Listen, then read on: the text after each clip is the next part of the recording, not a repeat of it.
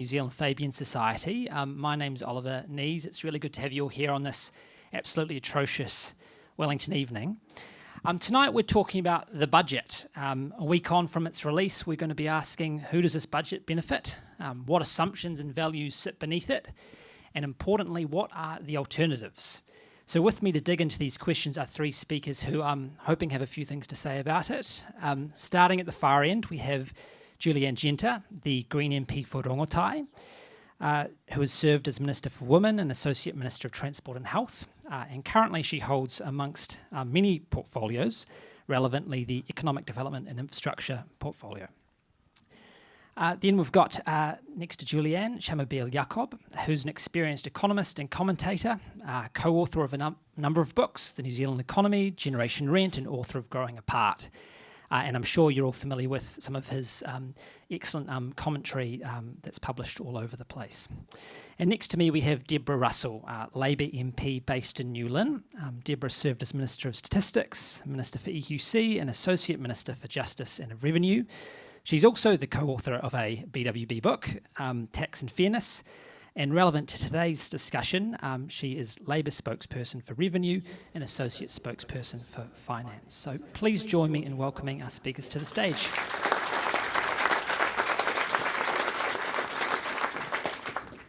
All right, I want to start with some high-level reactions to the budget. So the government pitched this budget as a no BS budget or a growth budget, but it's been called all sorts of other names since it's been released. It's been called an austerity budget, a budget for billionaires, a reverse Robin Hood budget. That's just three names I gathered together. So a week on, with the dust settled, how would you characterise this budget overall? And what specific things stand out to you as most significant? So, Julianne, let's start with you. Kia ora koutou. Thank you so much for the invitation.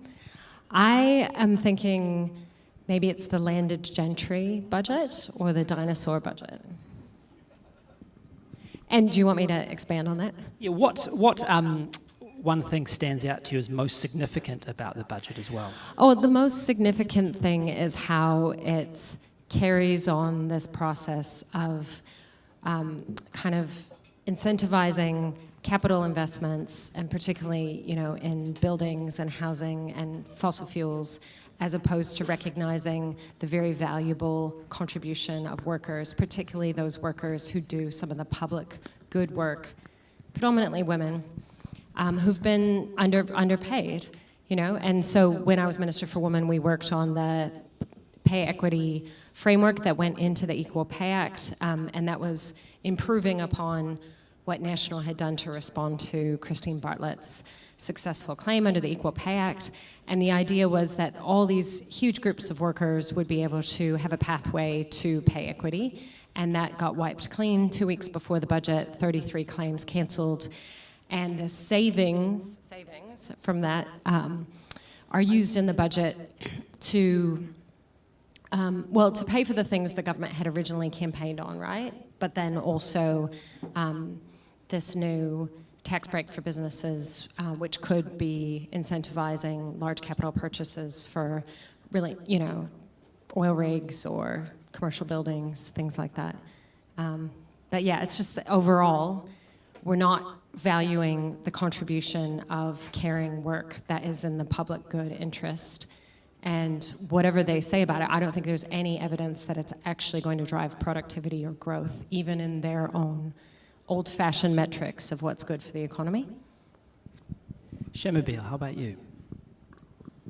So I'm the chief economist at Simplicity, so I should talk about KiwiSaver. I was quite upset that they did one good thing, which is increase the contribution rate, which is wonderful because we need to increase it more.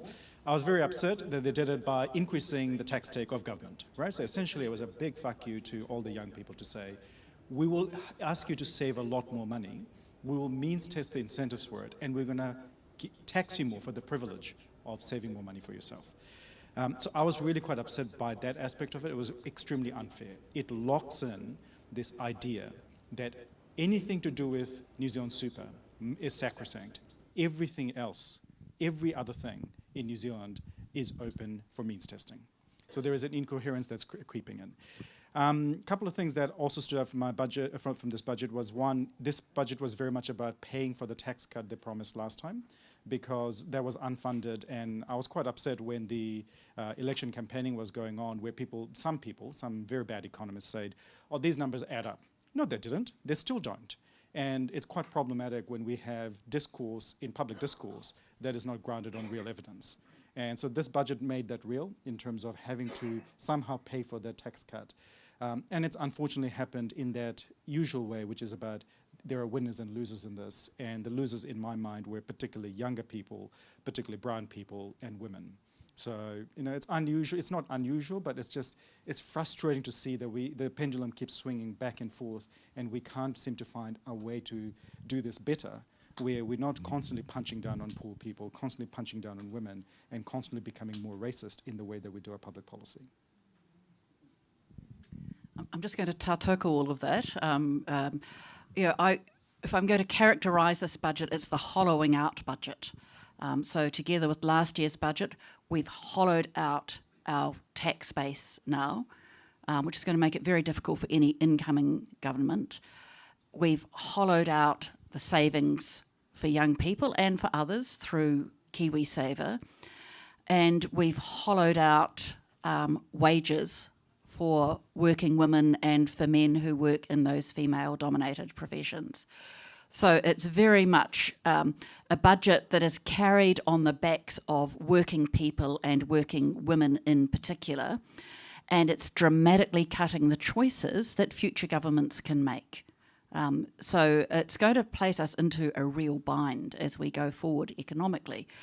I think that there's so much that I could criticise about what this government is doing economically, but I think the thing that I loathe the most is the way that it is the squeezed middle that's getting squeezed again and again and again to pay for what this government wants to pay for, which is tax cuts. So yeah, I'd call it the hollowing out budget. I want to talk about some of the way that the budget has been framed by the government and some of the assumptions that seem to be underpinning it. So to me, it seems like the framing from the finance minister seems to be one, that the economy is in a perilous state, and secondly, that is a result in large part of the decisions of the last government, and that thirdly, as a result of those two things, there is an urgent need to balance the books by cutting spending, reducing public debt, and focusing on stimulating growth in the private economy. Is that a sane and coherent starting point? Shemabil, what do you think? Well, here's the context. We did borrow lots of money in the last 7 years. So out of the last 7 years, in 5 of them, we borrowed money to essentially do the operations of business. So we have borrowed a lot of money. Some of it was justified. I think in the first period of COVID, the first big deficits were justified. The second lot, not so much. I think there were elements of spending in the second budget I think we can say that the last government didn't get right. The deficits that we have run in the last 2 years were a direct result of tax cuts. So there was, the idea was they would give tax cuts, they would also cut spending, and they would also cut borrowing, and they would also increase investment. It turns out that was a unicorn that you can't deliver. So I think that was the challenge. I think there is elements of truth in these charges, but not all of it. In terms of whether or not this budget delivers on the growth, I think they will point to the idea that because they are promoting capital investment by businesses that will nurture economic growth, but the economy is not just capital. It's capital, labor, technology, but it's also underneath that. It's the institutions and culture of a country that allow the society to prosper. And what we're observing, I think, in this budget, in successive budgets, is this delinking between capital, which is seen as business, and workers, which is seen as something else. But people are not kind of independent of work, right? I mean, without people, capital means nothing. Without workers, there is no utilization of your capital. So this pressure is quite problematic. But the bigger issue that Deborah touched on before, which I think has been happening for the last decade or so, is this fraying of the social cohesion, which is actually being reflected in our politics. Is our politics is becoming more polarized, and what we're seeing is those budgets are making real those polarized political positions. If you are blue, you do these kinds of blue projects. If you're red and green, you do these kinds of projects. And we're swinging between one and the other, which I think is losing the trust of people of New Zealand. So only half of New Zealanders believe that Wellington can be trusted to do the right thing. So half of New Zealanders do not trust politicians to do the right thing. There's a real problem there. And I think the activities of this and recent budgets have cemented that, because they become very ideological and very focused on that one side or the other of the ideological divide. So if I can add to that a little bit in terms of what this budget is doing. So the Minister of Finance has said, sitting in the budget documents, that the what they've called the investment boost, partial expensing, will lead to 1% growth in GDP over 20 years. I haven't quite unpicked that statement yet, so I need to do a little bit more thinking about it. And then they've put underneath it in the budget documents that they think that a larger proportion of that benefit will flow to labour than it will to capital.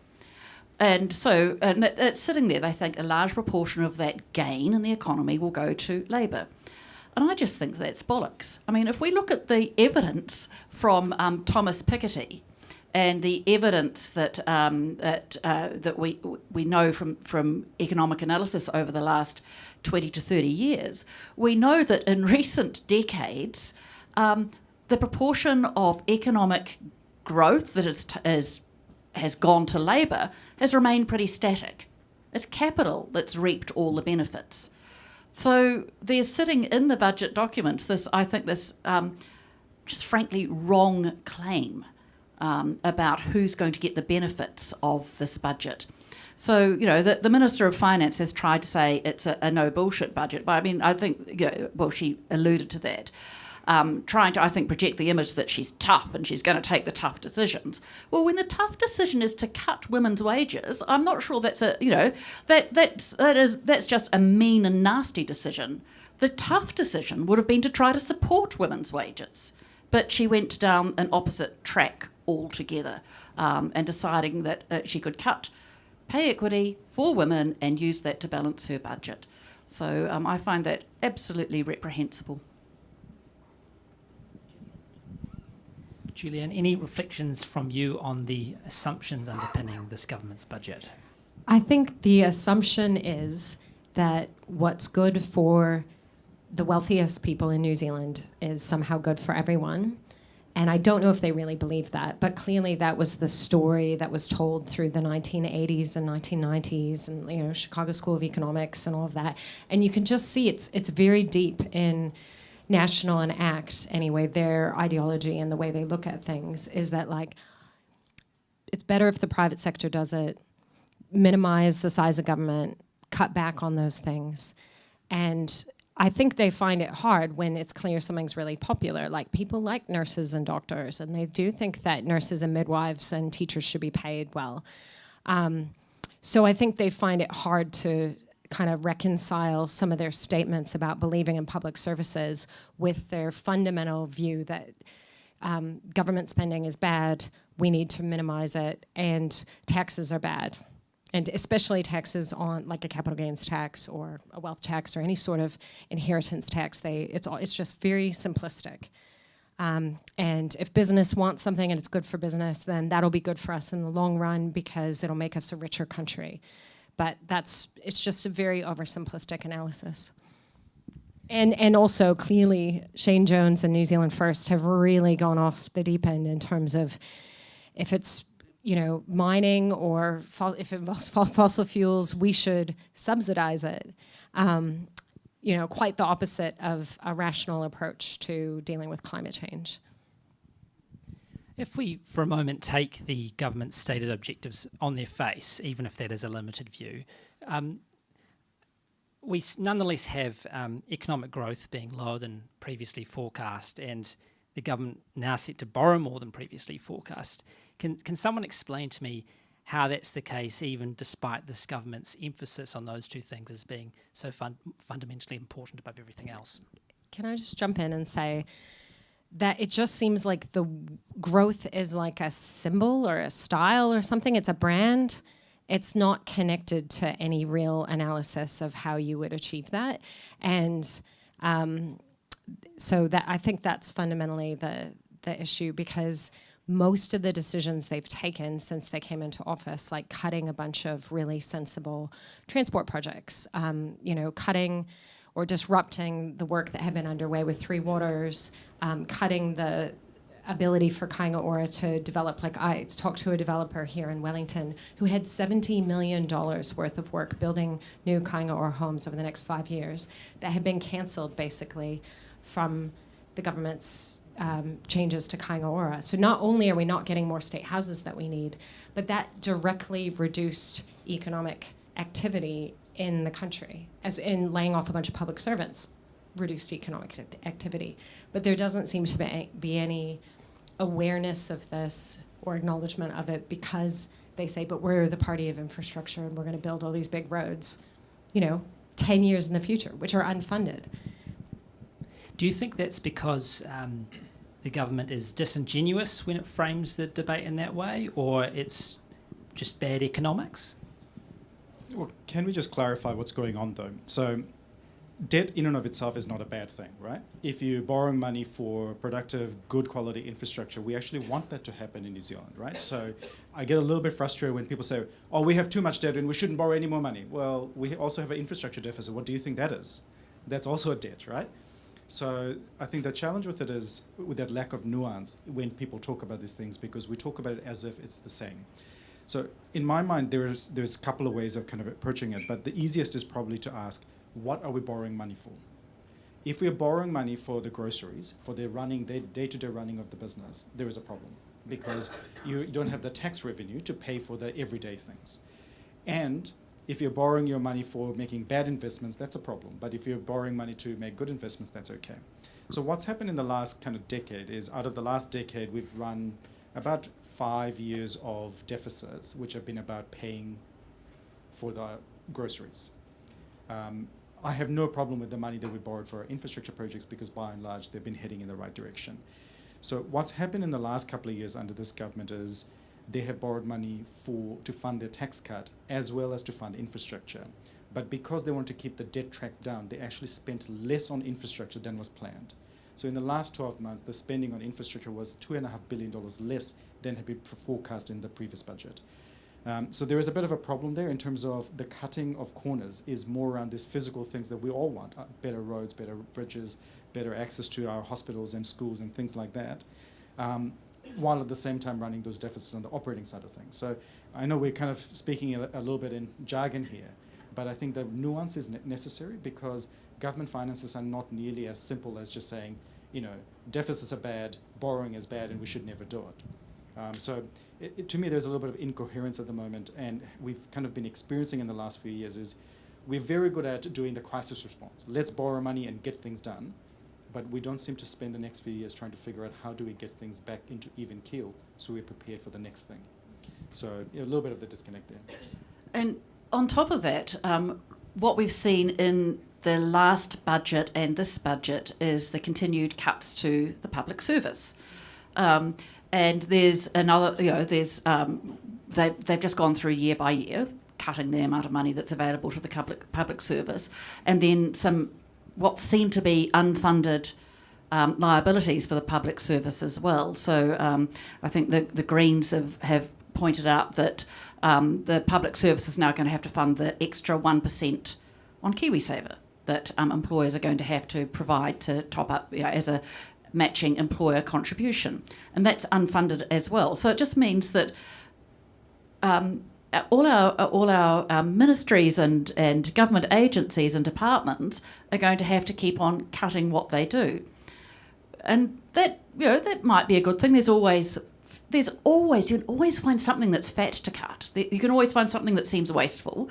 But sooner or later, if you just cut like this, and these are particularly unstructured cuts, you just cut to the bone. But more to the point, the flow-on effect into the economy is substantial. So we've seen it. You can see it here walking in the streets of Wellington. People are not spending money. And why would you spend money if you're concerned that your job is going to go the next day, or if your job has gone? So I think we've got a real worry there. It's the misplay, not spending the money, so that doing the infrastructure spend they should. I mean, that's just a straightforward Keynesian analysis. The economy is heading down, therefore government should borrow and spend on a big project like that to get things going again. But at the same time as they haven't done that, by cutting all that support for the public service, I think they've taken a pretty fundamental multiplier effect out of the economy there. I'd suggest that was quite deliberate. I think there is a very strong view that the core services of government should be smaller, that the state sector is too big. I think there is a very strong view that that is the case. And I suspect that is quite ideological. And I think, like Deborah said, there's always going to be experiences where you say, oh, well, that is wasteful spending. And there's also good bits that we're not looking at. My issue with the way that we've done this sinking lid approach, which is what it is, so including not explicitly funding some of those increases in wages, the idea is that because the budget is constrained, you have to make those choices inside of the government department or the vote. The challenge with that is it's very unfocused. We're not taking a constructive approach and going, these kinds of government activities are bad and we won't do that, but these ones are good and we'll do more of that. So it's this kind of almost blanket approach that's, in my mind, a little bit of a challenge, because we actually want state capacity to be good in the kinds of things that you believe is going to help you deliver your agenda. Because if you listen to the words of the government, they're actually quite ambitious, right?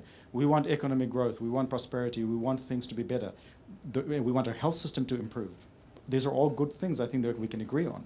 The question is, how are you going to do that? Where is the resourcing and the capacity to be able to deliver it? It's that consistency and coherence that's, I think, missing at the moment, and that's the bit that we're looking for as the public, right? And so I think, what we're seeing in the surveys at the moment, in the political surveys, people are still saying that New Zealand's heading in the wrong direction. And they've been saying that for the last 6 years. So essentially, they voted for a change of government, and they still don't think the country's heading in the right direction. So I suspect it's not just about the politics. There's also something fundamentally broken about people's trust in politics. Let's move to, Julian, unless you want to add anything there. Well, let's move to you anyway and talk about alternatives. And the most concrete alternative that we have to discuss right now is the Greens alternative budget, which is, I think it's fair to say, a stark contrast to the government budget. So just briefly, under the Greens budget, an extra $88 billion would be raised over 4 years through new wealth taxes, a higher corporate and personal income tax rates, and that would be used to pay for, among other things, income guarantees, publicly funded dental care and prescriptions, family payment top-ups, an ambitious state house building program, a Ministry of Green Works, solar panel grants, and more. Julianne, the Greens budget has provoked a fair amount of hostility from the political right and also from parts of the media. I think the NZ Herald even did an editorial calling it delusional. What's the strategy behind releasing it? Why make an alternative budget? Well, I think the Greens put forward a pretty ambitious plan, going into the last election. And I think, but we often get feedback that, when you're campaigning, you can't put everything in your election campaign. So we wanted to try and go through a budgeting process. It's not as detailed as what the government accounts are because we don't have those kind of resources. But we do have it, and you can check it out online. And there's even a calculator to see how it might affect your own tax rates online. And there's a lot of these policies were ones we campaigned on last election, but there's some new ones, like a much bigger approach on health. So, really making primary health free and very well funded and accessible, and same with early childhood education. And so we would transition that to be totally free and more publicly owned. I mean, there'd still be the opportunity for private ECE, but there'd be a lot of incentives to shift to public. And in doing so, we also... I guess the goal is to say all of this is possible. There's so much in here, I can't even summarize it for you because there's a huge ambitious passenger rail and light rail in 3 of our cities and big reductions in the cost of public transport. And, there's so much in here. And it's like, we could do this. And what would Aotearoa be like if we did all this? And what would it take? And it actually could be done with some... pretty modest changes, but fundamental restructuring, I guess, of the tax system to make the lowest paid workers and really 90% of income earners would pay less income tax, but those who have the most would contribute more. And if we did that, we could have all these great public services and ambitious investment in infrastructure. And there's a bunch of things that you could do more in a revenue neutral way, like the carbon and home installations, the home insulation and solar panels. Like that directly benefits people in terms of lower power bills while helping us build the generation of renewable electricity, which is necessary for us to transition away from fossil fuels. And same with our transport plans, because transport's probably one of the bigger areas for greenhouse gas emissions and carbon emissions.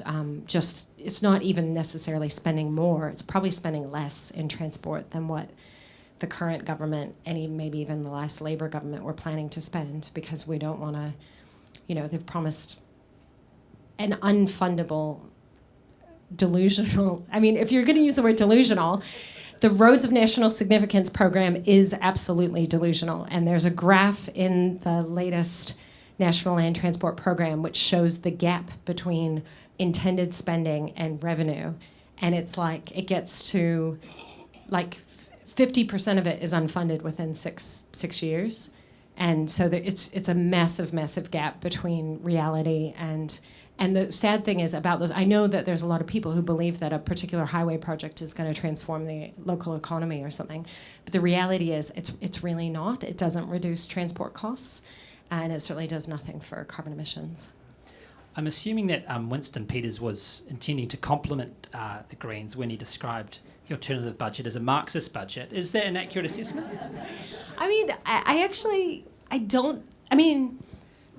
I don't think it is totally, no, because it's still pretty conventional, really. If you talk to someone from Sweden, there was a banker from Sweden. I saw him give a presentation. He'd done most of it. He'd spent a lot of his career here in New Zealand. And he gave this whole presentation to the Fabian Society in Auckland, maybe 6 or 7 years ago. And he was like, I don't understand this obsession with government spending at 30% of GDP. In Sweden, it's over 50%. And it's fine. And they have, in many of the countries we aspire to be like, which are small economies, they have some form of inheritance tax or some form of capital gains tax. Some have a wealth tax. And they get better outcomes economically as well as socially and environmentally. So I have one little special, this is Ed Miller from First Union. Well, he used to be at First Union. He did this just showing our debt track versus the Greens versus the government's debt track. And, it's not like that massive a difference. I don't know if you can see this out the back, and sorry, it's a bit wrinkled, but we got infometrics to, peer review and cost everything in our budget, and you can probably access those documents if you're interested, but it's like a 8% difference out in 2029. 8% of GDP difference in the debt track. So it is a substantial shift, but I don't think, firstly, I don't think Marxism is an insult, but also it's telling that the way the criticism has come out has been so over the top and scaremongering. And I think that it must be a real threat to the status quo that we would talk about this and present it. And the easiest way to discount it is just to say, don't even listen to the Greens there in La La Land, rather than engage in the substance of the debate. Shimabeel, as the non-partisan economist on the panel... well, I'm practically a communist, so I'm probably more Marxist than these two. Okay. Excellent. So I guess then you think the Greens budget isn't ambitious enough? Well, let me focus on what the budget does do. I think it's less about the detail of it and about offering a vision of New Zealand that's alternative, right? And I think that's what's important, is whenever we have different political parties that can come and tell us, these are the kinds of public services that you might want. And New Zealanders, by and large, have very Swedish taste when it comes to public services. but very American taste when it comes to taxes. And that's where we kind of fall apart, right? And so people like all the free things that Julian wants to give, but they don't want to pay for it, right? So therein lies the challenge. So I think...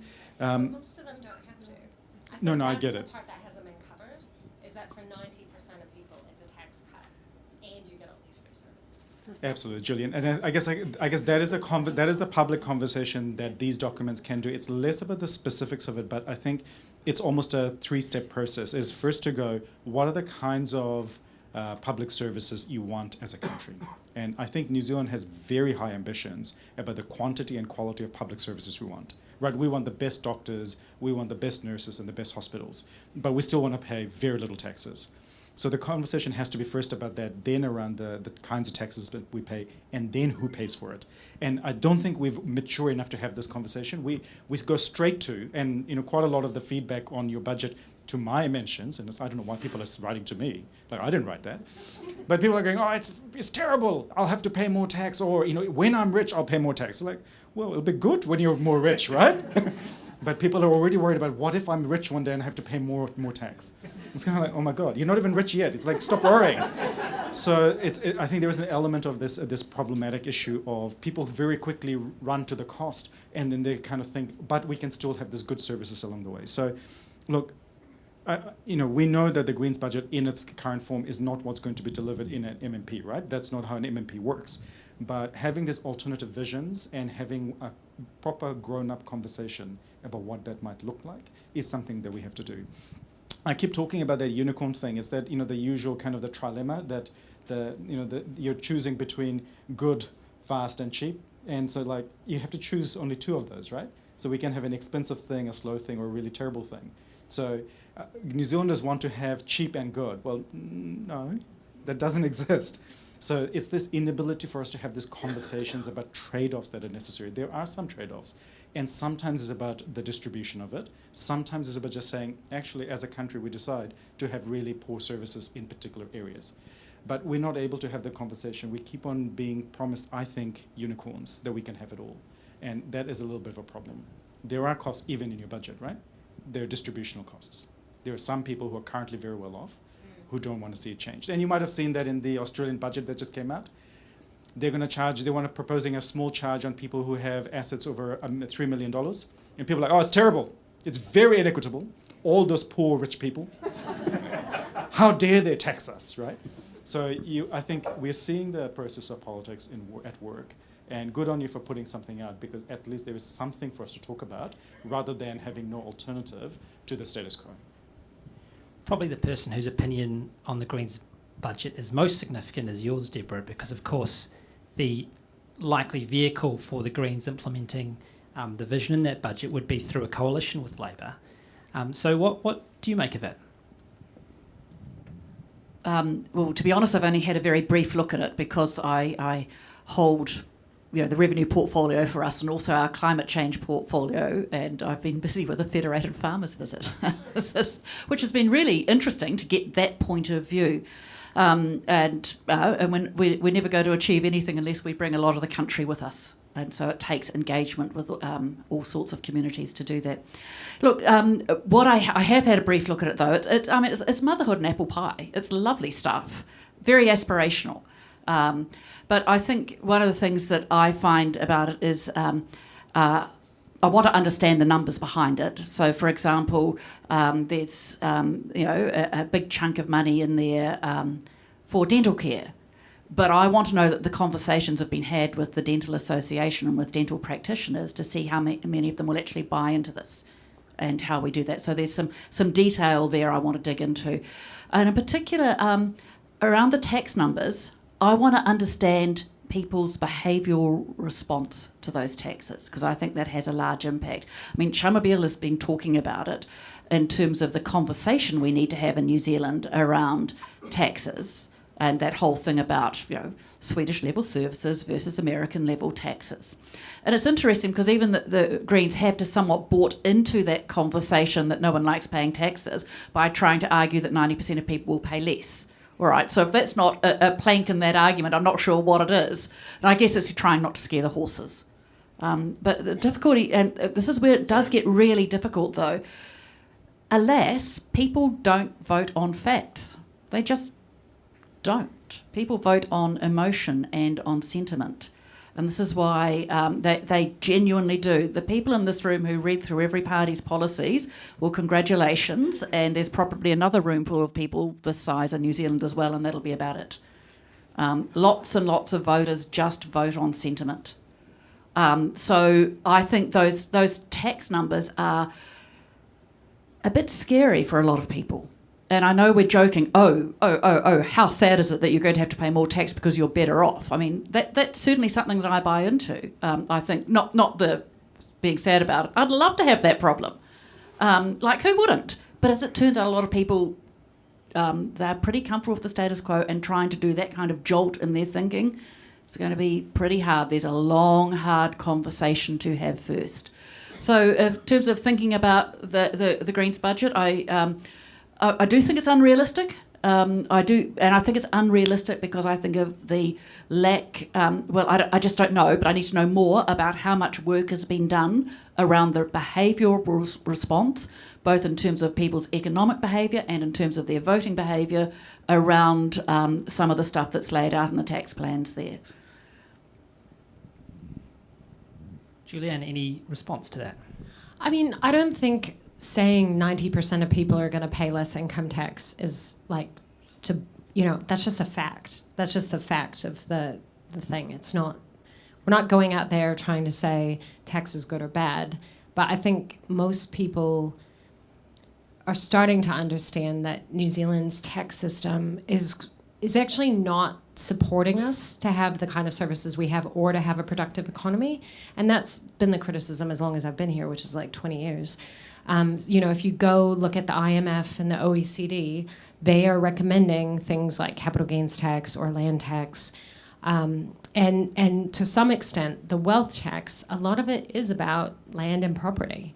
And so I'm not too worried about the capital flight issue because you can't take it with you overseas. And we did, in the estimates, like in the modeling, we did take into account a certain percentage of behavior shifting. But, it's interesting, like there have been people before who've argued for something like a wealth tax, like Gareth Morgan and Top were arguing for a comprehensive capital gains tax ages ago. And kind of on the basis of, Trade Me making so much money, and then none of that capital gains going back to the common good. So I probably we should be talking about the common good, which is like we could all live in a better society, which had less crime and less pollution and more people growing up in warm, dry homes. I went to a seminar that Motu put on earlier today about the research around child well-being and how that influences outcomes later in life. And there's no question that income stress for families when children are preschoolers is a major factor in behavioral issues at school, and then that will flow on to their outcomes later in life. And some of the things in our budget like directly impact that because we're talking about a guaranteed minimum income, we're talking about working people or people staying at home looking after kids having secure incomes, and the early childhood education, like quality early childhood education being free and universally available. All of those things will help contribute to a much healthier, happier, more productive society in the long run. And we know other countries make those choices all the time, even like Iceland. Iceland isn't like a big, rich country, yet they managed to have really generous paid parental leave. They managed to have pay equity. They managed to have free universal early childhood. So we know in the real world this can work, and what's being proposed here is not unrealistic. It's not out of the bounds. But as long as people keep calling it that, I think it does make it hard to have that conversation with people about what is possible. One theme that's been swirling around here is this idea that there needs to be more of a conversation in this country about taxation and about paying for these policies that I think everybody on stage seems to accept are necessary for addressing the various huge social deficits in this country. That obviously means if you are increasing taxes that somebody is going to be unhappy about it. Sometimes I can get the sense from the way that, though it's talked about maybe in Labour, is the sense that maybe there's a way through without any political conflict. Is that, do you accept that there's got to be some political conflict? Does there need to be more kind of political courage there in taking on the people who you're going to tax more? I'm just going to say we have been working really hard on a tax policy. It's coming through our party policy process, which is a long and involved process. So we've had a pretty intense discussion within our policy council, and it's now sitting with our Labour council and caucus to do some work on the next stage of it. So it's gone through a long process, and I am not going to announce our tax policy tonight. That's because our party hasn't actually decided on it yet. But trust me, we are going to push the bounds on our tax policy. Possibly not as far out as the Greens are, but we certainly want to do something significant around our tax policy. And yes, it will be a fight. And we know it's going to be a fight. It will be a fight because the people the entities, whatever, that will be taxed more have a lot of money. Yep. And there'll be a huge PR campaign. There'll be a huge amount of discourse around it, but we do need to have the fight. Look, I just want to go back to something I think Julianne said about the IMF and Treasury and the structural deficit. It is something that we really need to think about it, because the incoming Minister of Finance was asked to say, you've got to start addressing this. And that is, if you look at the way our spending pattern and what the spending we are committed to, like healthcare and education and welfare, versus what we collect in tax revenue, and the way our tax system is set up, there is a structural deficit. We, over time, not just this year or next year or the year after, but over many years, on a sustained way, we are not collecting sufficient government revenue of any sort to pay for the things that New Zealanders like to have. And the remedy from IMF and Treasury, they've said, both of them have advocated for a capital gains tax. So, I mean, when you've got people like IMF and Treasury saying we need a capital gains tax, that's part way towards having the serious conversation we need to have about the structure of taxation in this country. Yeah, I think they've been saying it for like 20 years, though. Yeah. So I really thought we were going to get there. Like, I thought we were going to get a capital gains tax between 2017 and 2020, and then we didn't. And then I thought, oh, well, surely the next term, but we still nothing. On that topic, so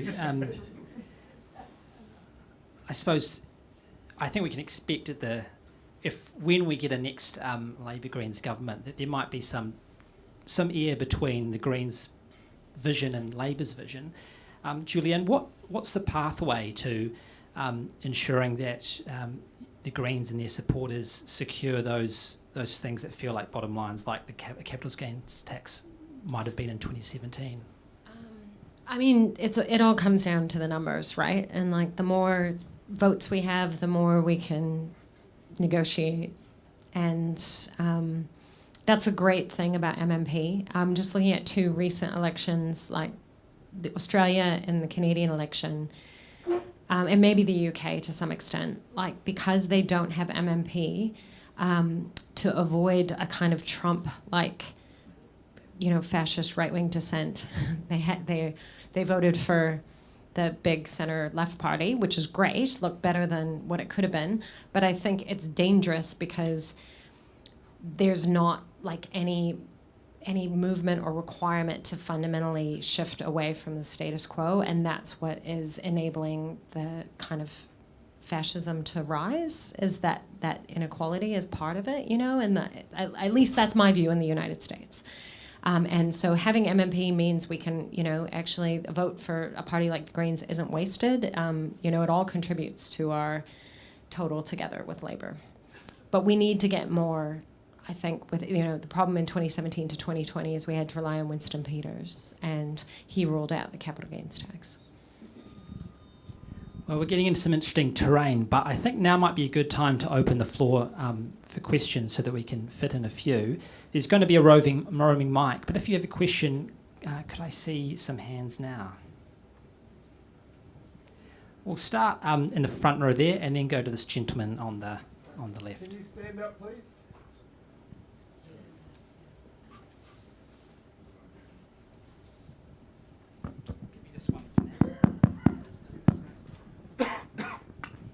Hello, can you hear? No, is it working? Okay. My question's a very simple one. Well, it's a very short one. How much difference to these decisions do you think the 3-year government term has? Because it keeps people thinking short term all the time. I'm just going to push back on that 3 years all the time. Now, clearly we are working very hard to make this national government a one-term government. But typically when a government is elected in New Zealand, it's very, very unusual for them to be kicked out after one term. So a newly elected government, first term, can probably be reasonably sure that they will get 2 terms. Except this time round, of course, we're going to kick them out. So I think I want to push back on that short-termism a little bit. I think governments do have time to put longer-term plans in place and to work on them. It just takes a little bit of actually being prepared to do some short-term, because you've got to get re-elected, and then some longer-term stuff. So I'd push back on it a little bit there. I think a 4-year term would be good, but if we were going to have a 4-year term, I would want to see some much stronger checks and balances on government. I'm a little bit off to the side of my own party on that one. I just feel as though maybe an upper house, maybe stronger powers and select committees. There must be some way of doing it, but if with a 4-year term, I would want to see stronger checks and balances. Questions for you, Shamabeel. I can understand why you'd like to see employee and employer contributions to KiwiSaver increase, why we need to save more. But the context for that is that the Treasury's own forecasts for the average wage after tax and after inflation are for it to flatline over the next 4 years or marginally decline. So is this a good time to be taking an extra couple of % out of real disposable incomes? Yeah, really good question, Brian. And I think especially when you're increasing that, be discouraged from saving. So that's where my problem is. We could have made it much better by not actually making it a more tax accruing kind of policy. We should have gone more towards like Australia, where they charge their contributions at 15% tax rate, rather than what we do, which is more like 20-25%, right? Or exempted. Well, yeah, I don't think we're going to be able to go as far as exempting altogether, Brian. There's no money to be spent, right? So you're absolutely right. But there's never going to be a good time to do it. So because I don't think I generally trust governments of any stripe to really solve the superannuation problem over the course of the next 20 years. And the reason for that is not because I don't think anybody will address it. I'm not confident it will be sustained. I think it's very likely that we'll see a change in superannuation or KiwiSaver, only for it to be undone in 3 years' time, to your point, is the 3-year term and changes of government. I think we're leading to a place where we're getting very volatile politics and policy making, which is absolutely terrible for things like long-term private pensions. So in the context of that horrible kind of, volatility and uncertainty, I would rather we put in place the infrastructure for increasing contributions, understanding that it's unfair on lower-income people, to fix that later in the future when we have the opportunity. Because we just have to be happy, I think, with incremental change and incremental progress in this environment. Sorry.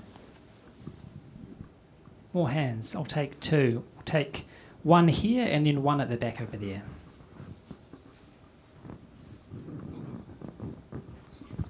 Kia ora.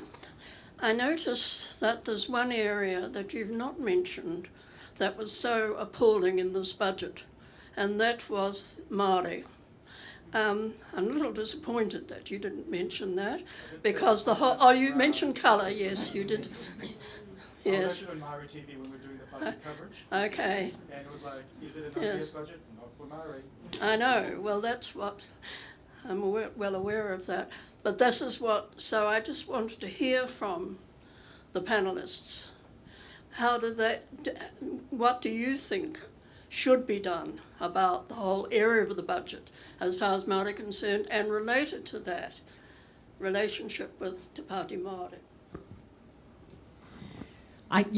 There's no question that the budget is really bad for Māori, and so much of what the government is doing is bad, like with, that long debate on the Treaty Principles Bill, which was, totally unnecessary, and they've just I think it's beyond the budget because it's in so much of their legislative agenda. So, in the green budget, we have a very strong, clear approach around hōora for Māori and everyone, but just recognizing that te tiriti lens on everything we do, and then making sure that the budget's, prioritizing looking after those who have the least, and a lot of times that is Māori, But I guess it's very deep in here, but I'm sorry I hadn't mentioned it up until now. It's, Labour, we feel that we've got a pretty proud record from the last 2 terms we had of working very, very actively with our Māori MPs to ensure that there were concrete achievements for Māori.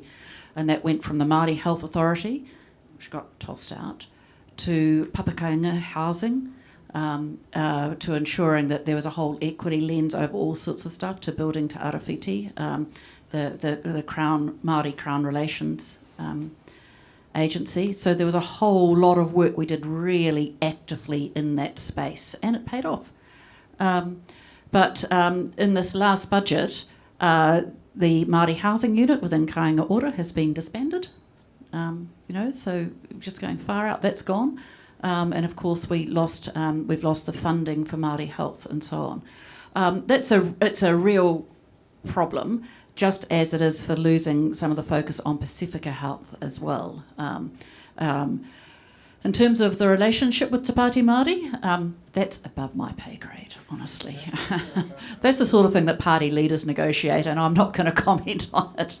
I should just speak up briefly for our Te Matuaka caucus in the Green Party, because I know that our Green Party MPs who are Māori and Pacifica make up a substantial portion of our MPs. I think it's like 40%.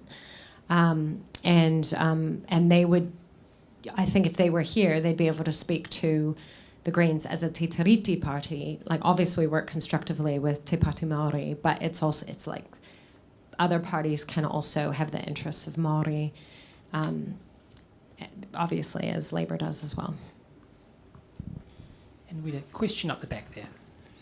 Kia ora. Can I just turn to another aspect of the government's budget that was totally hollowed out or not even mentioned, and there's been very little comment tonight on it, and that's the whole area of environmental work and climate response. I happen to think that these are very important in climate response because it's existential, and the environment generally, because as you pointed out, it is so fundamental to what is the social contract here in Aotearoa. So I just wanted a few comments about the financial and budgetary implications of the lack of attention to the hollowing out of environment and climate. We were just talking about this. Look, I'm just going to dispute that and say there was attention to the climate. It was in the subsidy for fossil fuel companies, and in allowing the partial expensing to flow through to petroleum companies and to mining companies as well. So you're just going, oh my goodness, it's just so antithetical to what both the Greens and we believe in. But in terms of a climate budget, the other thing that happened was last budget, when they got rid of the Climate Emergency Response Fund and folded the money from that into tax cuts, really. So I looked at the particular climate measures in this budget. I haven't had a detailed look, I haven't had time, but they just haven't really got any. So I'm not seeing any commitment to solid work in climate change, particularly in the mitigation space, by this government. They've promised us climate adaptation legislation, which we've been told will be in the House later this year, quite soon. In my capacity as our climate spokesperson, I'm meeting with the Minister's independent experts on Friday to talk through where they've got to on that. So I'm hoping they'll have something in the next budget, but you're right, there's not a lot in this one. Julianne, do you want to add to that? I did look at, I'm a bit of a nerd, so I go through the appropriations and look at all the bits. So what was really fascinating was anything that has sustainability, green, and environmental stuff had a negative sign in front of it. So there has been a real pullback, even inside of agriculture, where there's been a significant pullback on some of the really good initiatives that were making really good progress, particularly around water quality, around all those other bits and pieces. So I was quite disappointed to see that, because I think those were policies and programs that were making some progress and had some really good impact on the ground in the farms and in the regions. But I think therein lies the challenge, right? What we're seeing is that flip-flop that I talked about is we can talk about this stuff as it's important, but if these policies are being undone every time there's a change of government, there is something wrong. And even though we might have people around us that you might agree with, but how can we ensure that those things are sustained through these political cycles?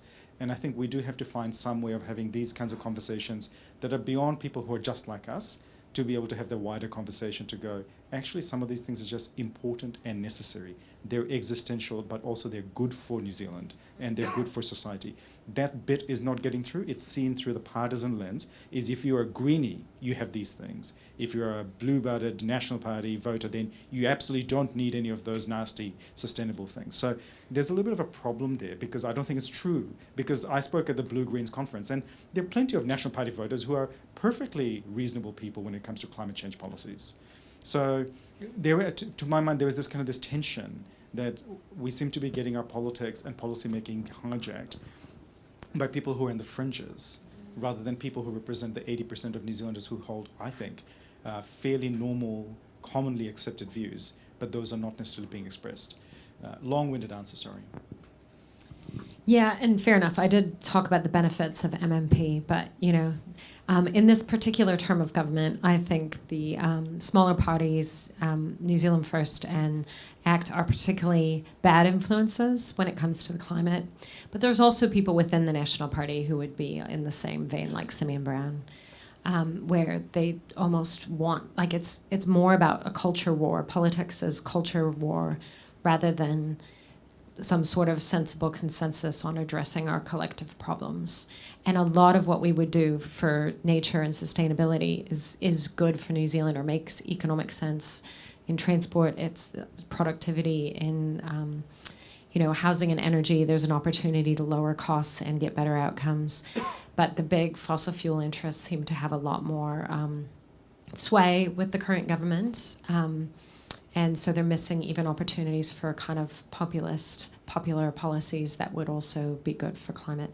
And I know no one brought up predator-free, but I'm really worried about predator-free because we're making such amazing progress here in Wellington. And predator-free Wellington only needed like $1 million or $2 million. It's not much in the context of the government budget, and huge benefits we're starting to see right across the city with nature coming back. And I know that most New Zealanders are passionate about conservation, no matter who they vote for. I think they love our native birds and our native trees. I'm just going to say, I was talking to Federated Farmers today, as I said, and they hadn't really quite processed that predator-free had been folded into into conservation, hasn't it, or DOC, and it looks like the funding for it might disappear. And they were just as appalled, Julianne. So when we say that people across New Zealand are concerned about conservation, they were deeply concerned about it, about that funding. I think possibly because of the pests on farms. Yeah. I don't care what the motivation is. They were deeply concerned about it too. I think we've got time for a couple more. We've got this gentleman there, and one after, and then is Jeff's hand up at the back, and then Jeff. Kia ora. Now, Shamobile, you mentioned in one of your answers the concept of state capacity. Yes. Now, I'm wondering... I'm feeling very worried now. So, prior to the Chris Hipkins policy bonfire that happened pretty recently, do you think that we exceeded our state capacity with all the policies that we had, and that potentially contributed to some of the economic mess that we're sort of still feeling now? And if so, how do you think that might influence future budgets, or how we think about future budgets and what policies that we do, so as not to exceed state capacity? Very hard question, man. Come on. I should be able to just riff off, say things off my cuff. Can I just, I get maybe the answer in two parts. One is there has been a more gradual decline in state capacity in terms of, I think, the free and frank from our public servants for a little while. I don't think it's new. It's happened for a while. Wasn't it Michael Cullen that famously called out the ideological burp from the Treasury?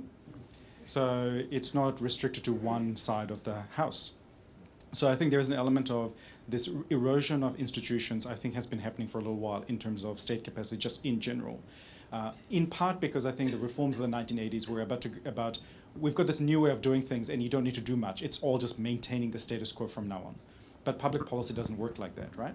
And I think state capacity has really failed to really keep up with that this dissonance between everything should just kind of work versus the world keeps changing and people wanting different things. So I think we've been observing that a little bit anyway, in that I think our quality of policymaking has been getting harder to achieve at a high standard. We also had this massive growth in the state sector through the last decade, but we didn't see necessarily an improvement in the quality of state advice that came out of it. So, I think part of the pushback that we've seen is a result of that. We've seen that big growth. Where is the quality of state capacity leading to these outcomes? We haven't seen it. Let's cut it, right? So that becomes that pendulum swinging back and forth. But if you think about what happens in terms of going forward, I think we actually need more state capacity and much more nuanced state capacity, because we're dealing with a much more uncertain world, whether it's in geopolitics or climate or a more divided society, right? We've got a much more fractured New Zealand. So our state actually has to play a much stronger role in having good processes, taking people with us, because our politicians aren't going to do it, right? They're going to be fighting on the stage, and the public sector needs to be taking people along. I feel like we're at a really challenging crossroads now, where the erosion of the state capacity means that we are not well prepared to deal with this confluence of these big changes that are coming at us, just at the time we need it the most. So I feel very concerned that if New Zealanders don't want that state capacity, that that respect and trust in our public servants, if that's not restored soon, I think we're in for a pretty rocky decade that's coming up. Does that answer your question? I don't feel like I've given you a good answer for a solution. I've painted more of a problem, but I think we need to have that crisis before people's faith is restored. Just to Preston. And one last question from Jeff. Yeah, this is for Deborah Russell. I have a lot of sympathy for you having to front for a Labour Party that has such a weak public profile on fiscal matters at the moment. But I do want to put you on the spot. You said you thought the Green budget was unrealistic. And I can think of three ways I could interpret that, unless you actually want to pull that comment back. One is to say that the budget, in its actual calculations and proposals, doesn't stack up as a constructed document. One is to say you think it is impossible to win an election on that policy platform, which may be what you meant. Or it may have meant that you thought that even if an election had been won on that platform, the vested interests that would oppose it would be so strong as to block any possibility of even a majority government carrying through the Greens platform. I wonder which of those you were referring to. None of the above. I do think it's unrealistic, and what I think is unrealistic is the behavioural assumptions around the tax policy. So there's that set of, I have a real concern that those tax policies simply will not generate the 22 billion a year that, I think is it 20 billion a year? It's 80 billion over the forecast period or something like that. I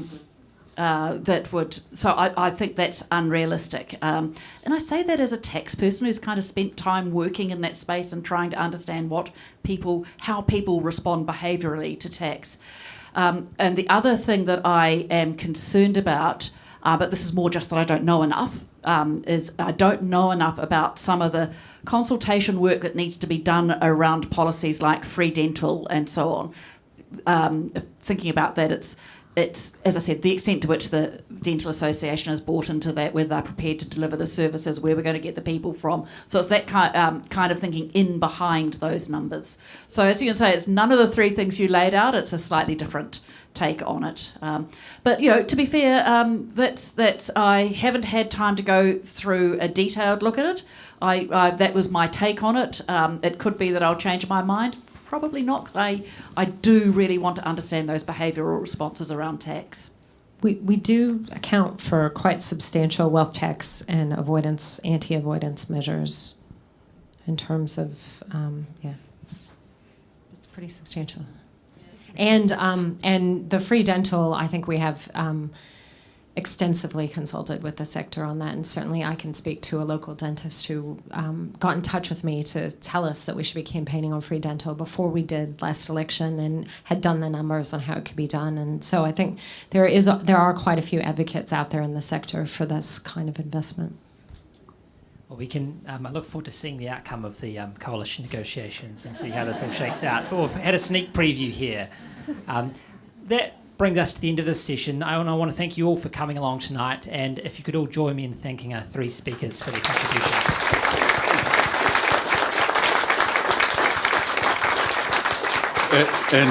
And from the Fabian Society, thank you very much, Ollie, as well, and the panellists. Our next event will be here on June the 11th, a panel on pay equity, chaired by Fleur Fitzsimons, Secretary of the PSA. So please, you're very welcome to attend that. It looks like it'll be very interesting. Thank you.